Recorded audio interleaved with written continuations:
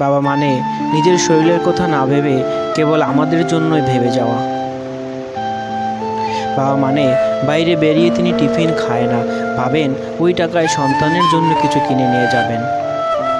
সবশেষে বাবা মানে আমি তোমাকে খুব ভালোবাসি। বাবা মানে মেয়েদের প্রথম ভালোবাসা। বাবা মানে ইনি এমন একজন যিনি শত কষ্টেও কাঁদতে পারেন না। বাবা মানে আমাদের জন্য এত কিছু করা সত্ত্বে তাকে শুনতে হয় তিনি নাকি আমাদের জন্য কিছুই করেনি। বাবা মানে আসল দায়িত্বটা তাকেই পালন করতে হয়।